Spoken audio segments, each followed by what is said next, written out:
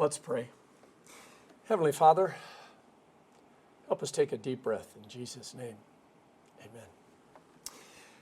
I blame most of my anxiety on Gilligan's Island, and if you're not as old as I am, look it up and you'll discover the TV show from the 60s. It's the episode where the skipper falls into a pit of quicksand. From that moment on, I didn't want to go anywhere near sand, whether it was a playground or a beach or even at a Home Depot-like place.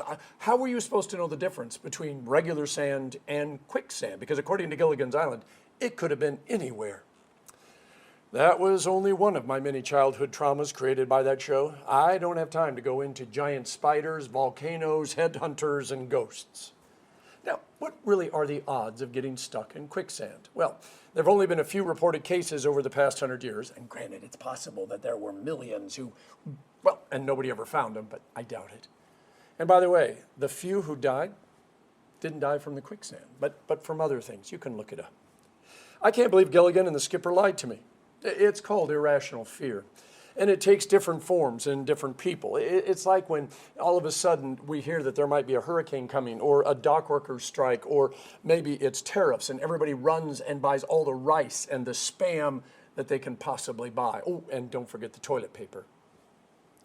All of us have phobias, things we're afraid of. Some are rational, some aren't. Odds of getting struck by lightning, 1 in a million. Except I know 2 people that were hit by lightning. One of them was hit twice. Odds of getting hit by a meteorite, 1 in 100 billion. And yet Ann Hodges got hit in 1954 and she survived. A few years back, the news said that a satellite was going to crash into the earth, but nobody needed to be afraid because it was going to fall into the middle of the Pacific Ocean. I think you see where I'm going with this. We happen to live in the middle of the Pacific Ocean. Anxiety rises. So what have you worried about? If you're old enough, Y2K, terrorism, COVID, dengue fever, measles, stock market, growing old, your job, your kids, your parents. There's an endless list. 2012, Hostess declared bankruptcy. A judge approved it, and overnight, Twinkies were gone from the shelves. All I was ever going to have was my childhood memories. Sadness, moment of silence. Then 3 months later, not 3 days like Jesus, C. Dean Metropolis resurrected Twinkies. The world breathed the collective sigh. But we had 3 months of loss and anxiety. All of this is a very long entrance to our text, where God takes St. John on a field trip to heaven, and an angel takes this scroll and holds it up and says, "Who's worthy to open it?" The scroll has 7 seals. That's symbolic of perfection. And in those days, only the authorized person could open a sealed document, because if you weren't authorized, well, it could carry the death sentence. Yeah, that's how serious this was. And unlike Thor's hammer and Excalibur, they're not going to let anybody go up and give it a try to find out if they're worthy or not. So John begins to weep because no one in heaven or on earth or under the earth was worthy of opening the seals. This is where the anxiety sets in. Now, John saw Jesus die on the cross. He was there after Jesus rose from the dead, showed up in that locked room with his hands held open wide, you know, the nail holes, and he said, "Peace be with you." John knows God's people have been redeemed, but they're still being persecuted, still being attacked by Satan and his demons, still suffering from pain and disease and lostness.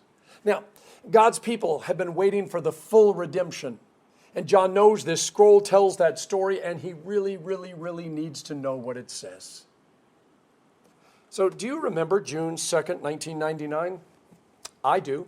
See, in 1997, an unknown author published a book about wizards. And suddenly Harry Potter was a household name. Now, on June 2nd, 1999, the second book, Chamber of Secrets, was released in the United States. Now, you could pre-order the book from Borders Bookstore.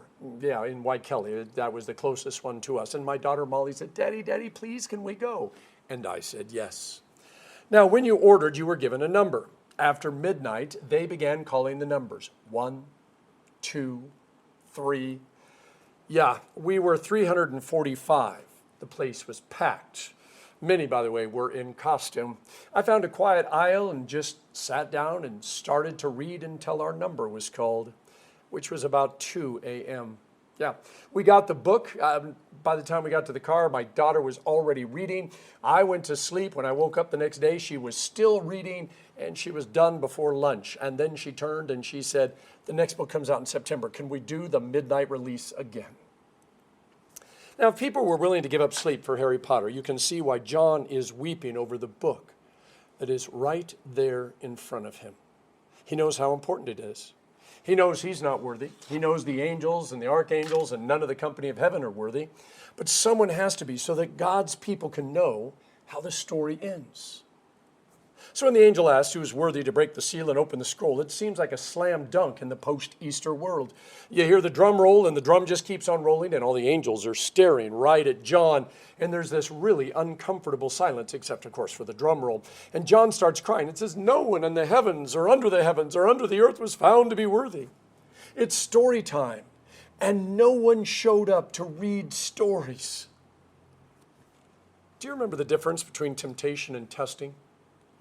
Right, the purpose of temptation is failure. If I tempt you, I'm trying to get you to fail. But if I test you, testing is about success. Okay, so St. James says, when tempted, no one should say, God is tempting me, for God cannot be tempted by evil, nor does God tempt anyone. So God may not tempt, but he does love to test people. Because you see, God knows what you're capable of, but he wants you to know what you're capable of. It's part of that secret sauce of being a believer.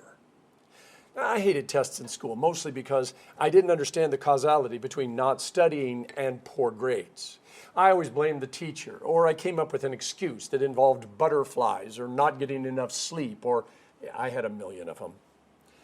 What I didn't understand until a lot later, tests were actually designed, or at least they were supposed to be designed, so that I could handle life. Which, by the way, in a world without Google and Siri and YouTube, I wasn't able to just say, how do I balance my checkbook? How do I address an envelope? How do I write a resume? How do I unclog a toilet? All of this was very, very necessary once upon a time, and that's what teachers were supposed to teach me. Now, once I learned the value of tests, it not only made them a lot easier to take, but I took them a lot more seriously. Now, we got to face it. A lot of tests today are stupid, and I know. They tell me I'm not supposed to use that word, but those tests really are stupid. You see, a person who actually knows how to design tests balances knowledge with application and real life. In other words, it is something that you need to know and something that you can know, and they help you understand how to apply it to your life. God knows how to write tests. So when the angel says who's worthy to break the seals on the scroll, the drum roll and awkward silence was the perfect opportunity for John to jump up and give the Sunday school answer, Jesus. And then go running over to Jesus, climb up on his lap, hand him the scroll and say, please, please, please read this to me. It's kind of like my grandchildren do. They always have a story that they want read. John didn't realize this was his confirmation exam, and he failed. It's a good thing Jesus believes in second, third, and umpteenth chances. Now, when one of the elders said, do not weep, look, the Lion of Judah, the root of David, has triumphed. The first thing we need to note is these are names for Jesus taken from Genesis 49 and Isaiah 11.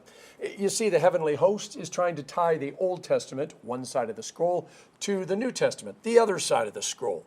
The Old Testament is God's promise that he's going to send us a Savior. The New Testament is, well, the promise fulfilled. Now, this is a very important and necessary theological statement. Now, it's doubtful that you're familiar with Ebionism or adoptionism. You might have heard of the Arianites or the Arianism movement. These are groups in the early church who denied that Jesus was God. Now, the Ebionites and the adoptionists said, well, Jesus was a really good guy, and God just adopted him. He says, hey, now there's somebody who I can get behind. There's somebody who understands me. I'm going to adopt him as my son, and I'm going to let him do all that the Messiah is supposed to do. Arius said God created Jesus. And in other words, he's not much more than one of us, but he endowed him with some superpowers in order to do what he did. But he's not God, not even close to God. So when John says no one in or under the heavens or under the earth was worthy to open the scroll, and then Jesus steps up and breaks the seals and opens the scroll, God is doing a pay attention. This is a really important moment. Colossians 1:16, by Jesus, all things were made. John's gospel, Jesus was with God in the beginning. 1 Peter 1:20, Jesus was chosen before the creation of the world, but was revealed in these last days for our sake. Jesus isn't just some kid who got good grades and God says, you know what, he looks like he needs a home, I'll adopt him. Jesus is God's son from all eternity, meaning there was never a time or a not time when there wasn't a Jesus. A number of years ago, someone started one of those catchy WWJD movements, only this one was, what if Jesus had said no? Now, it was to get people to think what a world without Jesus, a world without redemption, a world without the cross would be like.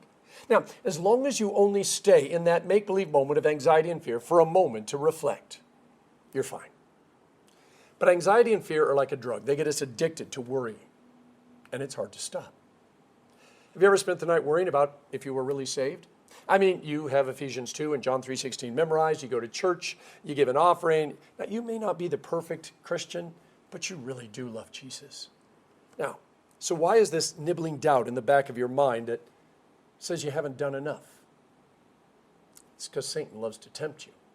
He doesn't want to test you. He wants you to fail, so he's tempting you. The churches in Asia Minor are living under the not-so-holy rule of the Roman Empire. They are being persecuted because of their faith in Jesus. Now, at best, they're just going to lose everything they own. At worst, they're going to lose their lives. Now, for some, their grandma and grandpa were the first generation of Jesus followers. Most of these are second generation, a few are third generation. This means there are no deep roots, no my family has always, or you know what, I know what it means to follow Jesus through whatever it takes. Their faith really is new. Now, Revelation was written for a very specific purpose, and it was not to create anxiety, fear, or doubt in the minds of God's people. Now, people are always saying, can we study the book of Revelation? I love those seven-headed beasts and angels fighting demons and dragons and other science fiction-worthy scenes. But you know what? All of those things are just creamer in the coffee, icing on the cake, the pickle in the Chick-Fil-A sandwich. You can boil the whole book of Revelation down to just two words. God wins. All those demons and beasts and dragons and fire and darkness and death and threats, yeah, God always wins. Now, John knows this. He knows God is God, Satan isn't, but he still wants to read the story of how God is going to vanquish evil and death and darkness forever. It's just like us watching a Hallmark movie where we know how it's going to end. In fact, we know everything and exactly how it's going to take place. It's why my daughter read the Harry Potter books, all of them, because she, even though she knew that eventually he was going to beat he who shall not be named, well, she wanted to see how it was going to take place. And it's why on Easter, we get up early and come to the church only to have the pastor remind us, yeah, Jesus is still risen. Some things are worth it, even if we already know what's going to happen and how it's going to happen. God wants these new believers to know that it's all going to be worth it, and that in the end, it will all make sense. If you want proof the book of Revelation is really only 2 words long, go to chapter 1, verse 4, where John says, to the 7 churches in the province of Asia, grace and peace to you from him who is, who was, and who is to come.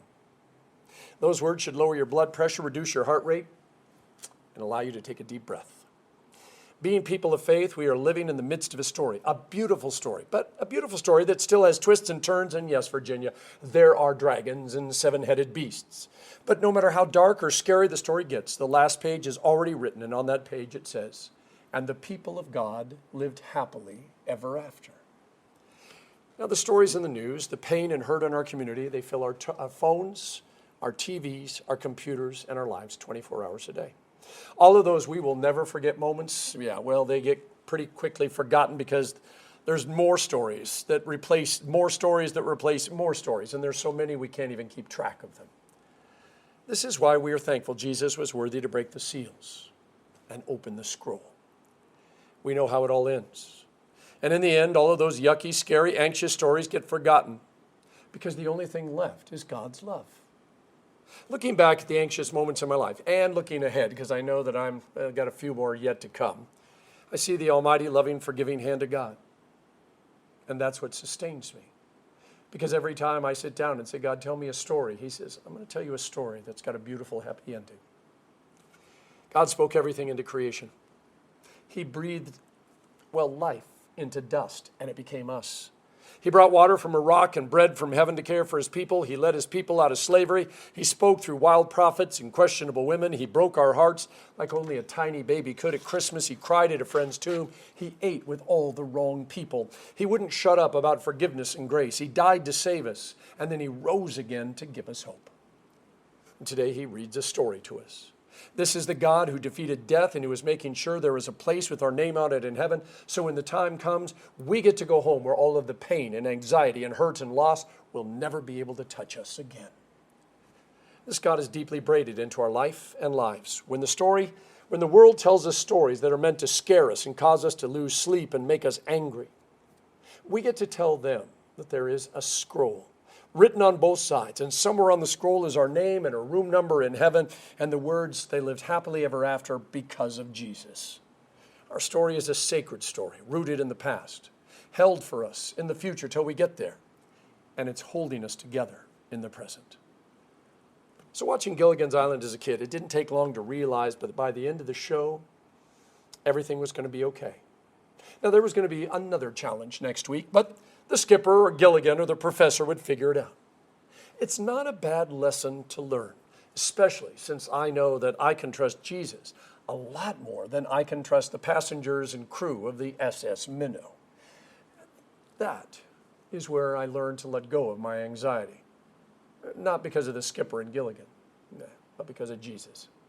In the name of the Father, and of the Son, and of the Holy Spirit. Amen.